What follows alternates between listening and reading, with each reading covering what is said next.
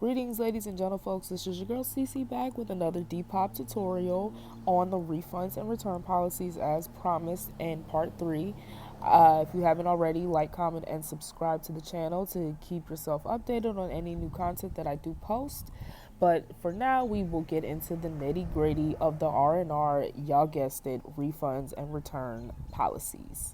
Okay, so first things first, if you're the seller issuing a refund to the buyer and you guys use PayPal as your means of transactions, typically I go to the little mini me, the transformer gear, the need help section, and I type in refund,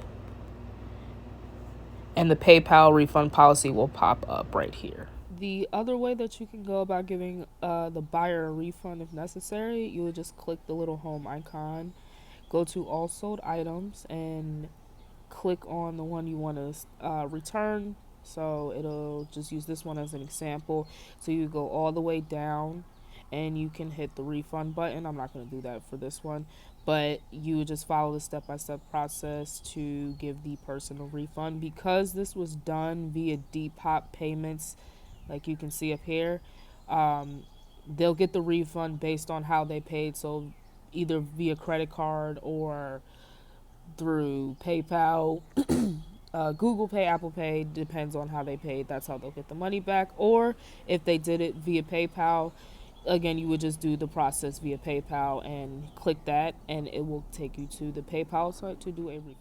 I do want to touch quickly on the seller protection portion of Depop. So if you've done all your shipping and your payments through Depop, they offer this feature where if the buyer opens a dispute against you, as long as you do all the things that they have listed here, the seller protection will cover you on those bases. And as long as what you're selling doesn't violate the prohibited items that you're allowed to sell on Depop, then the protection plan will cover you. So if you click on that link in the red, you can always search in the little need help section for seller protection. It'll give you way more details about what they allow, what's prohibited, and what's not. But it's very important that you keep track of all that stuff in order to get that dispute settled from the buyer. Of course, I did not forget about the buyers. Now, if you guys need to get a refund for whatever reason, the item wasn't what you thought it was going to be, or you changed your mind about it, or you want to take the money and put it to like a vacation or a new dog or something like that, this would just be the step-by-step process right here. And again, I'll also include this link in the description box in order to get a refund. Now, I want to point out in that second paragraph where it says contact the seller first to explain the situation, to ask them for a refund.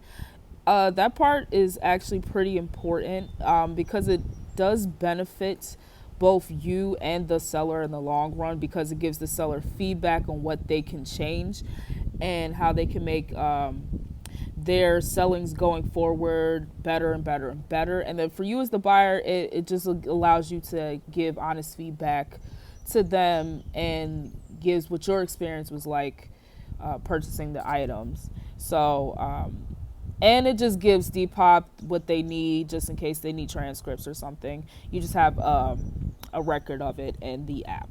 So if you do all that and you agree on a return, make sure you ship your item using only a tracked sign for method. So you can just take it back to the post office and do what you need to do so the seller gets it and you get your money back. Then after you arrange a refund, just get in contact with Depop, just letting them know, and keep proof of shipping for the return. Just so you make sure everything is, you're on your P's and Q's and all that, just so you get your refund and there's no problems going forward. And again, if your item is not as described and you paid through PayPal, you would just have to file a dispute through PayPal, and you would click on there, and you can read just to make sure the item doesn't violate anything on that list. You can contact that Depop support. I cannot speak today. Depop support, and you just click that link right there. So just like seller protection, there is buyer protection.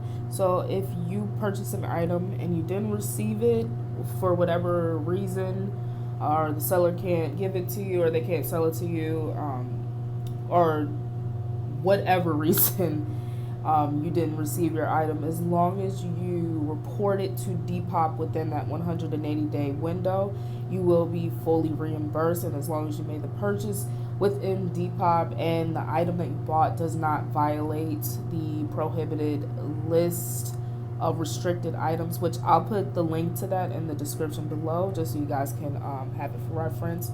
You will be fully refunded by Depop, which I think is really cool that they do that. So just make sure you keep a screenshot or a record of any transcripts you had with the seller, just so you have something to back up the dispute that you make for the item that you did not receive. And that'll wrap up this video, guys. Because the returns and refunds process is a significant part of Depop, and there's stuff that I don't want to miss, I'm going to actually split this up into 2 sections. So just be on the lookout for the next video where I'll get in touch about the other things that may go into the refunds and returns process that I didn't get to in this one. So other than that, I hope you guys stay blessed, stay informed, and be on the lookout for the next video. Peace.